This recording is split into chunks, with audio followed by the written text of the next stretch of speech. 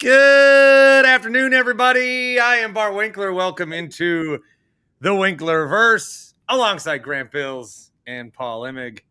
And what a, joyous weekend it has been for me as the DC Defenders are champions of the UFL. I know that the congratulations from you guys have been, texts and calls, and I saw someone pumping gas and they're like, "Oh, DC." And so it's been a whirlwind week. It really has. And as a longtime 4-year fan, it's really. I mean, the XFL went away, and then we didn't know, and this team's just been surviving, and now to win a title has just been really the reward of a lot of hard work. We were starting to wonder if it was ever going to happen. If not now, when? Yeah, I was starting to think, maybe this team is cursed. Maybe it's just not in the cards for the District of Columbia Defenders, but they got it done, and I'm very excited. So with that, is that where you want to start, Paul? Or it was going to be. You kind of stole some of my thunder. By the way, I did forget why you started to be a DC Defenders fan until you recently reminded us via the Twitters. I forgot the backstory, so it all makes more sense now. Well, they're one of my favorite teams. I know I'm not physically there in DC, but you don't have to be somewhere to know what it's like to be inside of a place's sports talk landscape. I'm on, the Score as a guest like once every 6 months, and I host 3 hours there a night. I should be the one doing interviews about Chicago radio. It makes DC's adopted sons, some are calling you. They are. They really are. They're calling me 48 because it's like I've been there the whole time. So, yeah. I was going to start with DC Defenders and specifically the MVP of the championship game, which was obviously went to the MVP. I mean, that's the DC Defenders are a team. It's a team game. We don't need to get bogged down in individual awards. No, we don't. Here's the one I want to start with. We're going to get right into it. Full credit to your boy Nathan Marzion for this topic. These are the kind of topics that were like created for me to bring to the three of us. He says you can add any player from the finals to the Bucks besides SGA, Siakam, Jalen Williams, Halliburton, and Chet. So the best 5 guys in the series, I agree with the so 5. Nobody good, but pick from everyone else. Is that I didn't see you added that part, didn't you? You added. Did you add that part? Which part? No. Okay. Never mind. No, you can add any player from the finals to the Bucks besides the stars. Then he writes in parentheses: SGA, Siakam, Jalen Williams, Halliburton, Chet. Who are you choosing? I would disagree with even just the premise of your initial response, Grant, which is like, there's a fuckload of great choices. Well, yeah, but okay, sure. Yeah, like there are other solid options. It just, the topic loses a little luster when you take out all those guys. But it's not your fault. It's not, this isn't on you, Paul. This is on Marcy. This is still a good topic. The answer would be SGA because he's, one of the best players in the world. Jalen Williams, finals MVP, some are saying. I would. All right, so I'm going to give you some options in no particular order. I wrote down some names in no order, just jotted them down. Miles Turner, Lou Dort, Alex Caruso, Kaysen Wallace, Nembhard, Neesmith, Hartenstein, Aaron Wiggins, TJ McConnell, Obi Toppin, Ben Mathurin. These are like 12 really good players in the NBA. Well, maybe it's not 12. How many did I just name? So we're adding one to the current makeup of the Bucks team. Current makeup of the Bucks team, you get them for free tomorrow. But you have to consider their age. You have to consider, they're not just like, okay, like you get them at their current state of talent and at their current state of age and all the fun things that go with it. So like if you say Caruso, you'd say, well, he's 31, but that's okay because so there's however you want to take the question. You can add any of these players: Miles Turner, Dort, Caruso, Kaysen Wallace, Nembhard, Neesmith, Hartenstein, Aaron Wiggins, TJ McConnell, Toppin, Mathurin. The one that you would add to the Bucks is Lou Dort. Or I feel like Lou Dort is what we thought PJ Tucker was. Like he's a little smaller, but with a somehow terrific 3-point shot. Dort. Yeah. Those were some massive shots he hit. Yeah. Well, he's been doing that this whole run. while being built like PJ Tucker. I mean, similar linebacker, tight end bodies. I would say I'm out on Hartenstein. Yeah, he would not be one of my top 3 choices here, which is disappointing because he could like play. He could take over Brooks' role, but they don't. I don't know. I feel like they should be playing him more.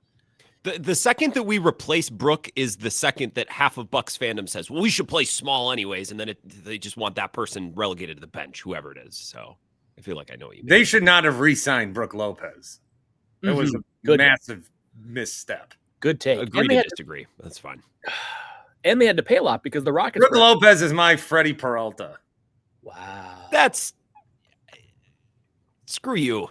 That's not even. That doesn't even make sense. Then he's my Rashawn Gary.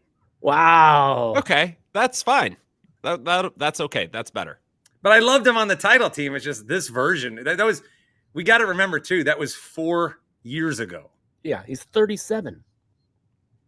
He was old the last time we did this. I did Locked On Bucks with Justin last week, and he's like, the Brook Lopez. It's like the fact that we're talking about Brook Lopez is a piece that will be on the move with anyone interested, and he'll probably get good money is incredible given we did this 4 years ago and he seemed old or however long ago that was. You know what I mean? I'm eliminating the other Thunder bench guys like Wallace and Wiggins, and you did not mention Isaiah Joe. I should have put him in there. I should have, but he hasn't been playing much. Or Kenrick Williams, I don't believe you said either. No Kenrich, and none of the other Jalen Williams either. I didn't include him either. I also did not include Shepard. Yeah, I'm gonna dip on Mathurin. Same. I would go Neesmith over Nemhard.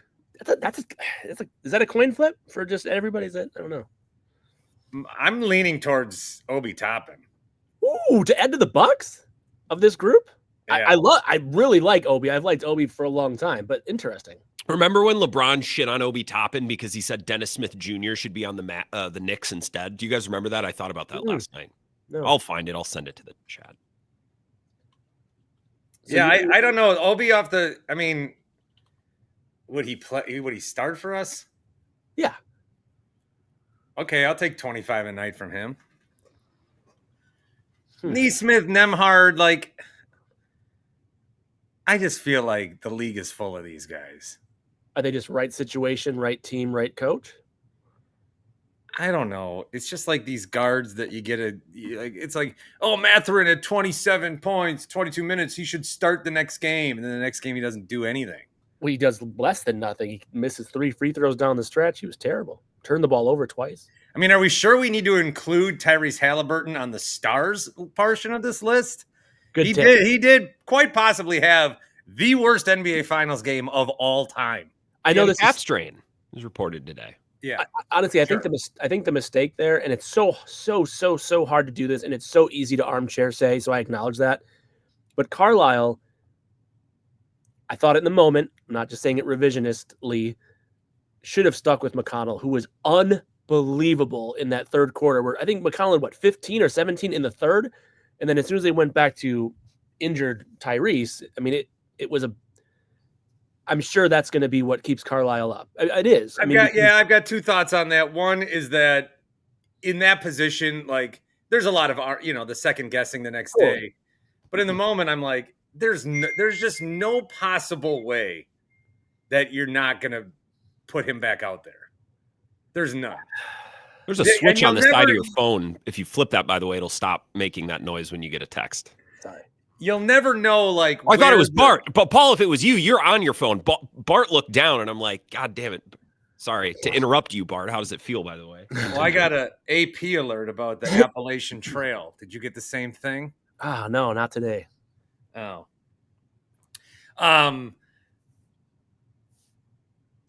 Yep. Stall for time. Camera 2. You'll find. Sorry. What was I saying? Something great. Wow, it sucks being interrupted. You can't go back to it really McConnell. does. It sucks being interrupted. And now I realize. McConnell, Halliburton, fourth quarter. You can't armchair it. McConnell also, he's like he's one of those rides at front of the grocery store where you put a quarter in the horse and it goes for 7 minutes and then it's out. You got to recharge it. He's got the mindset like, I'm just going to be a fucking Tasmanian devil for 15 minutes. Sure. So if he's not, prepared for that, and, maybe it would have gone better. I don't think that they win, even though they did get within 2 points, and it was getting – I was saying, this is the last show I'll ever do. If they win this game, this is the last show I will ever do. I can't, I've done this show too many times. I can't do it again. And Carlos is like, well, I'll dump you if you swear.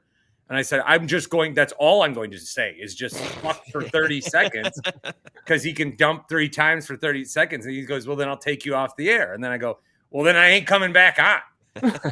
Because I can't do this again. It's the radio version of a DNR on your wrist. It's like, do not bring me back. Like so that. If they win the Pacers come back to win the finals now. I'm off Thursday, which it won't matter. But then it's Sunday. So at least I'll have a day where I don't have to witness it live. That's what's been the hardest part of all this, is that every time Halliburton's done this, I'm on the air.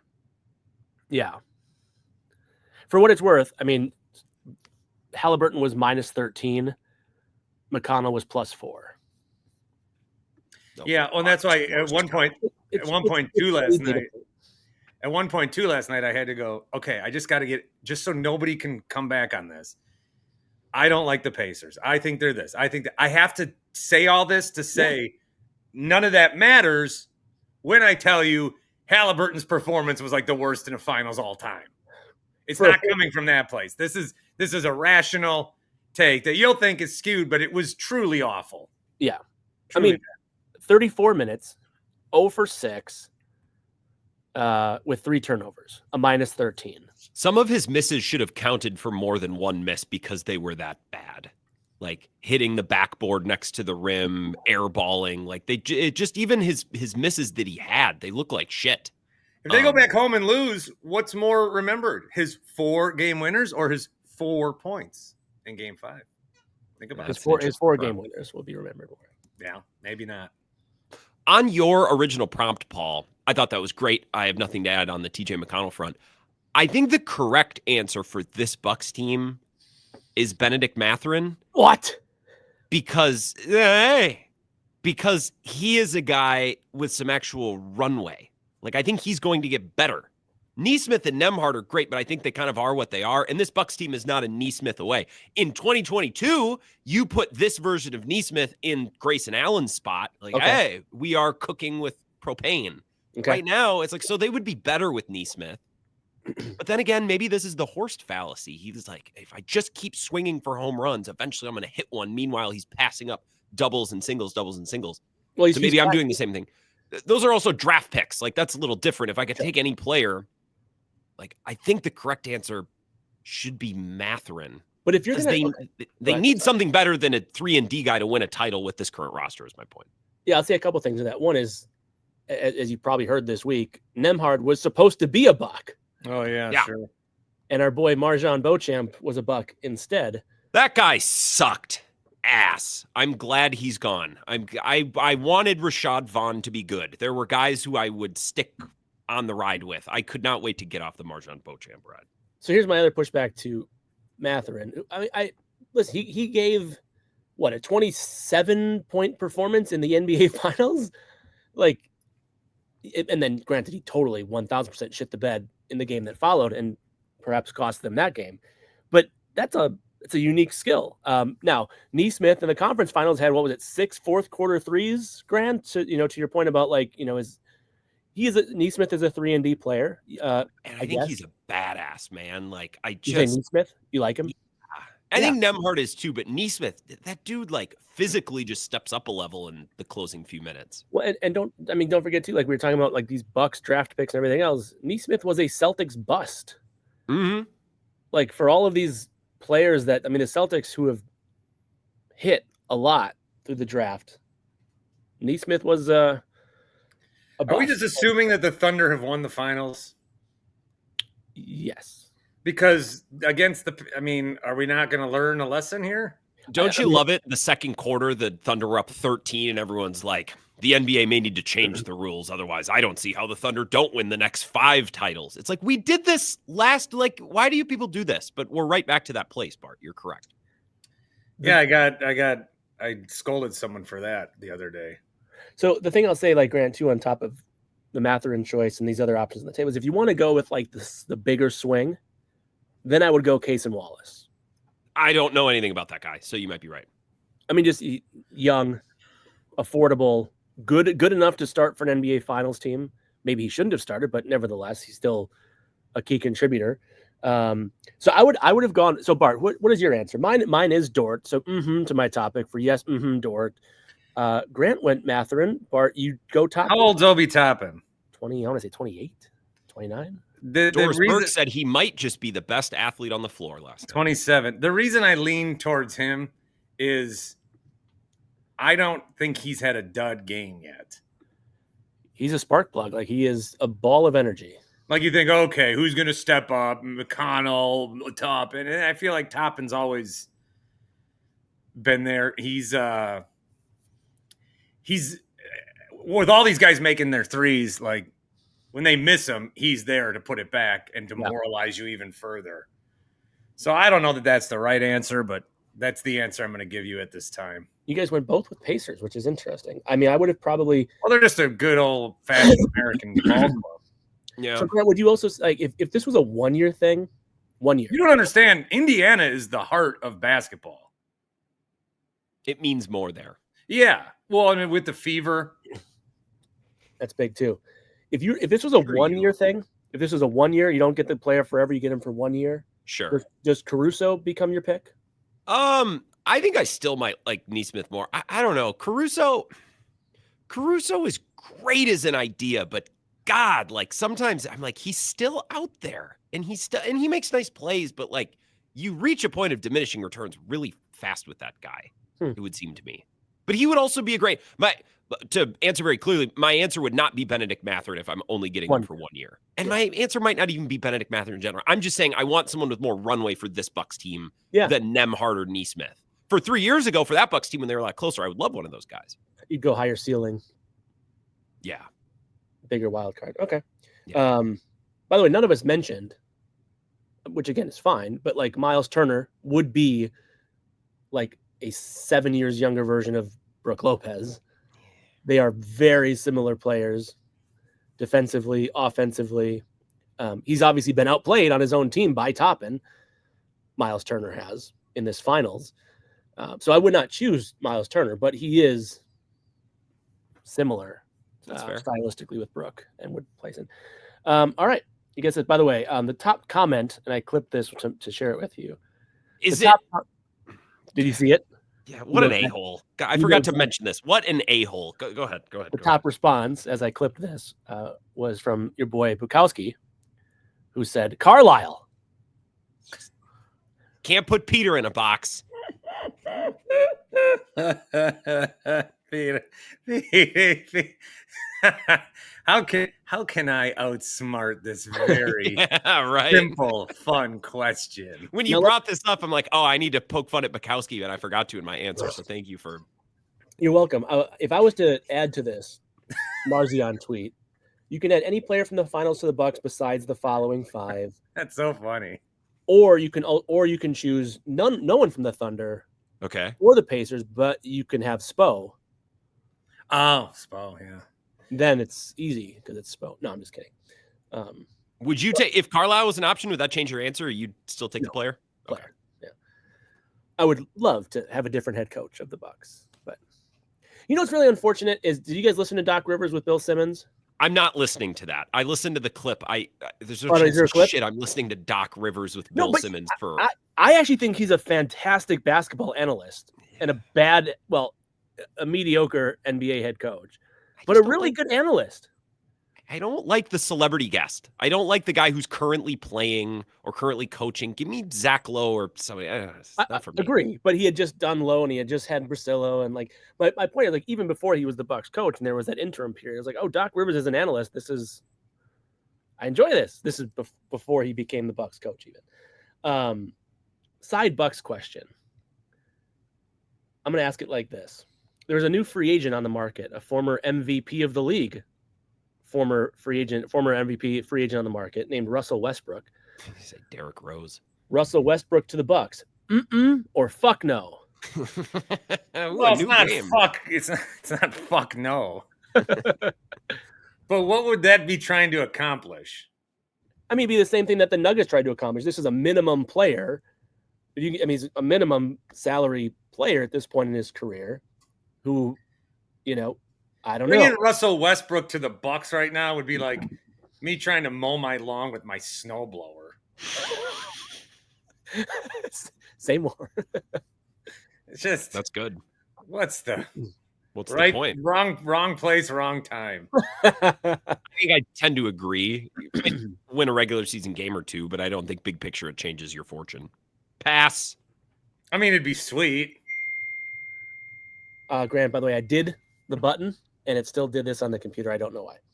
I don't have a problem. You're on your phone, but I thought it was Bart, and I'm like, Bart, just silence it, you dick. Like you're not even using it, but it's you. Never mind. My next question. There was the article that Grant passed along today in our group chat.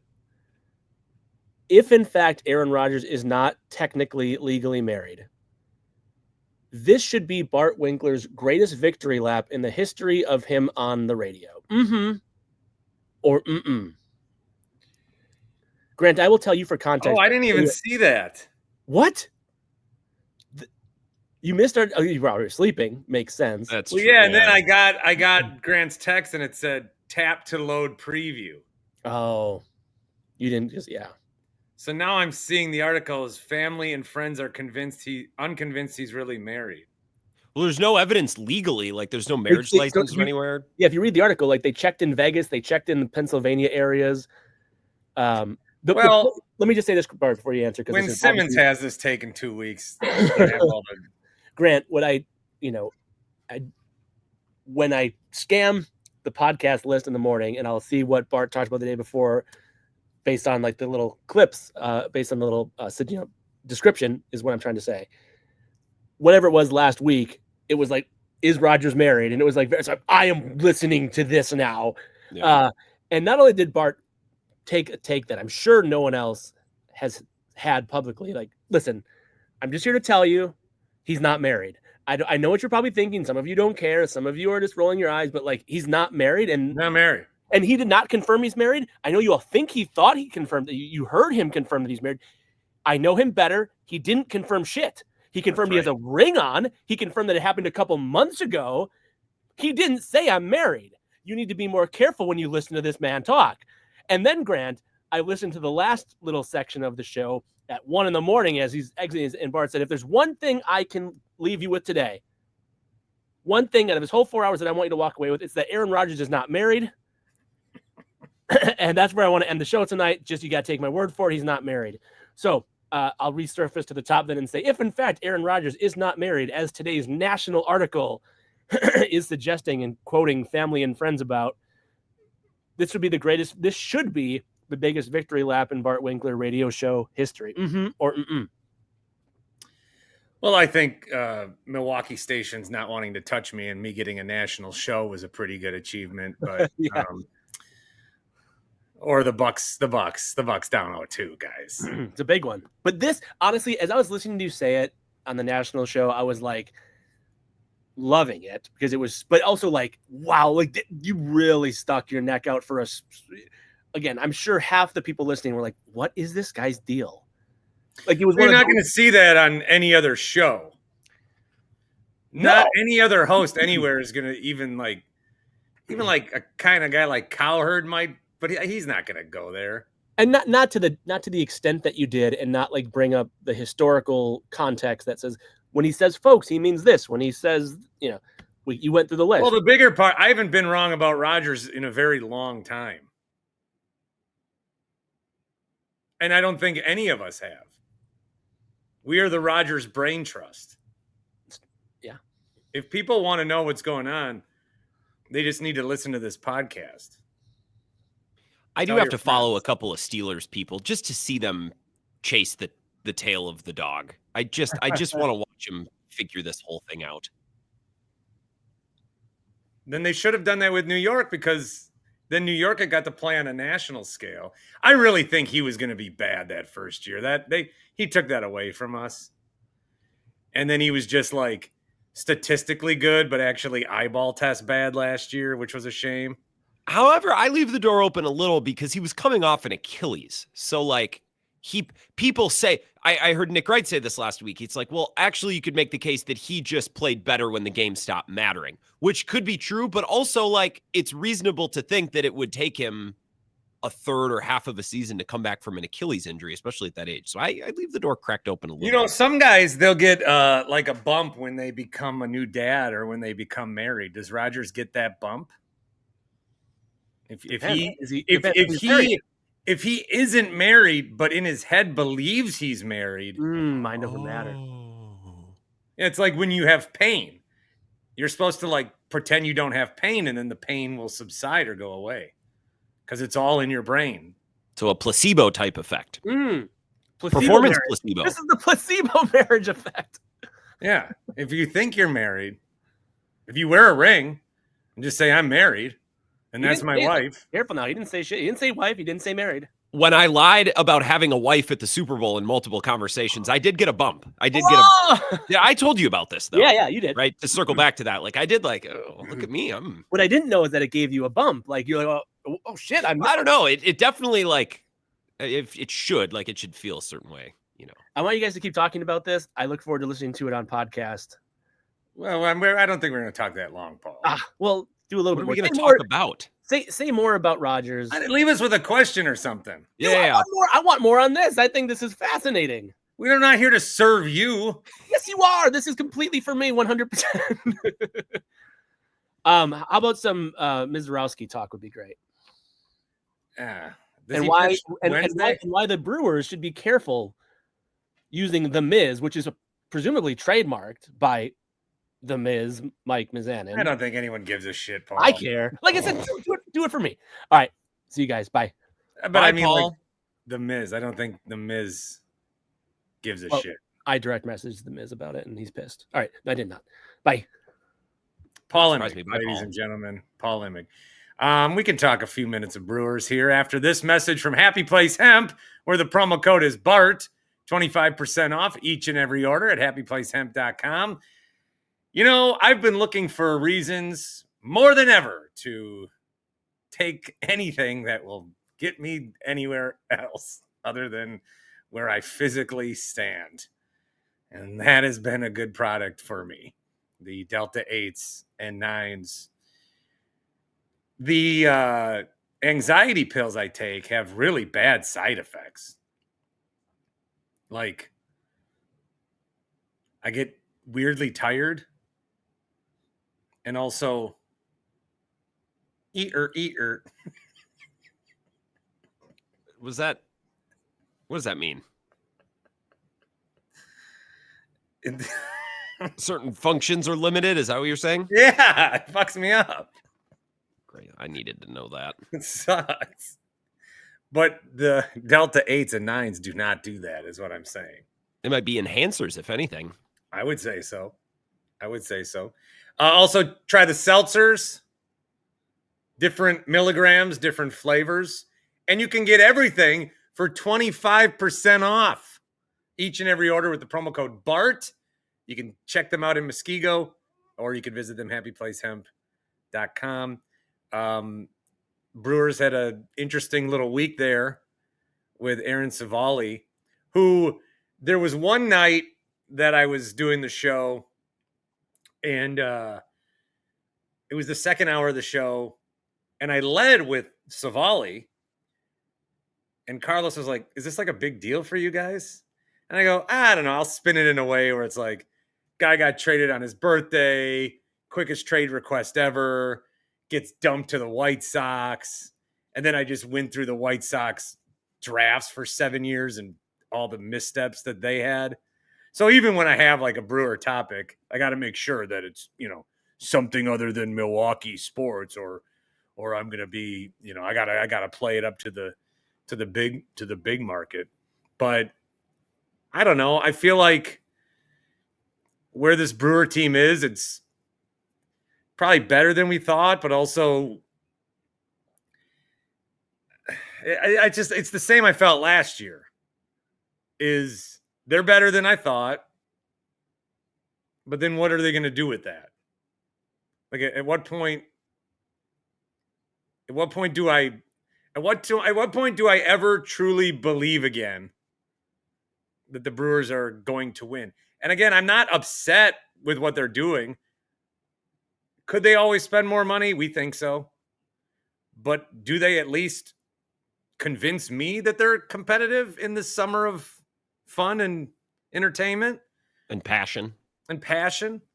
Yeah, I feel like they're trying to win with a hand behind their back, but they're still trying to win. I don't know when I ever get to that point again. And even with last year with the Alonso home run, and we've talked about that, I wasn't devastated that they lost a chance at the World Series. I was just bummed that they weren't going to win a playoff series. Like, for me to have lowered my expectations that much, is that just me protecting my feelings, or is that just how baseball is? Because then you look at a team like the Giants who go out and just fucking get Rafael Devers. Yeah, you're pulling your hair out over that one. That to me is, both sides are losers in that. The Red Sox signed a shitty deal because they felt they had to after getting rid of Mookie Betts. And then they traded him away just for the purposes of someone taking all the money. And the only reason the Giants did it is because they're dying for a free agent to come there and no one will. So they're like, okay, well, we'll just force him to come here. Willie and his 187 or whatever the fuck. Yeah, he's not playing very well. But they're like, no one will take our money. We'll just trade for him. And we'll just act like it was a free agent signing, which would be a massive, success. So I didn't look at that and be like, how are the Brewers ever going to, do the thing? But I feel you. This is the Brewers' weakest team, I think, since 2016, excluding the pandemic. If you want to include the pandemic, like I think this is the weakest team the Brewers have had since before the 2017 Manny Pena year, where they came within a year of the playoffs. And still, their pitching is really good. Who was the guy they started in that playoff game? The Ryan pitcher? Healy or something? Oh, Ryan Healy, he was batting cleanup. Yeah. So like that team, but who cares about the pandemic? This is probably their weakest team of this era. And still, their rotation is great and deep. Their bullpen is outstanding. Yelich and Churio, when healthy, have been good. Contreras got a broken finger, but like still, even with their weakest team since this whole thing has kind of started back in 2017, like they're still not bad. And I know that's not what you're getting at, but I do think you need to tip your cap a little bit. Yeah, I'm going to say a phrase that I've hated forever. And that's just get me to Packers season. Wow. Well, it's just, I was saying this the other day. When the baseball team is interesting, life is more interesting. Like when you're out and about, you see someone, oh, it's a little small talk. Or maybe we should go to a game, comes up more when they're good than when they're bad. Or is the game on TV? Or you can have a friend over and, sometimes you have buddies over and you're like, all right, well, you're here and we're sitting, but I don't really want to like visit. So it'd be nice if there was a game on. And when it's the Brewers and they're competitive, that's nice, right? Better than if they suck. You try to have a friend over and there's nothing on TV. I mean, you might as well just go to bed. Yeah. Or watch the U.S. Open, which is what we did this last weekend. Ugh. I turned it on. It was Tiger. I was like, what did I miss? Tiger. Jeez. Rain delay. I saw all the tweets where it's like, this is great. Like people enjoyed that more than the actual golf, the Tiger highlights and reliving that. I wasn't really able to come down on a decision with Devers. Like, I think his behavior. Because the overarching thing, I think a part of that story was he was kind of being told 3 different things from 5 different people. He was, yeah. And so that would be frustrating, I get baseball positions are more wildly different than we think. even like left field to right field they're different. And we think first base is so easy, everybody can do it. And I never played it in kickball. It's scary. I hate it. Oh, I hate first base. Because that's the exact same thing. But third base and then to not be in the field is weird because then you're just like, what do you do all day? You just hit 4 times? That's weird. And then go back to first base where you're not comfortable. But well, he could have like said, no, I can't just do that. There could have been a behind the scenes like, all right, well, let's work him at first base. And I do feel like you have to. Then he get mad that someone else volunteered to play first base, and he's like, "You're making me look stupid." So I get that it's hard, and it'd be frustrating, and I don't think the money plays like it's not factoring my decision how much he makes. I just don't know that. I do think you got to take one for the team sometimes. Well, when you have a 10-year, $300 million contract, like that's the time that you should be able to. Sure, you want me to do this? You want me to do that? I think the Red Sox are ripe with dysfunction from top to bottom. Like they never told him that they were going after Bregman. And then Cora had no interest in ever like dealing with this problem.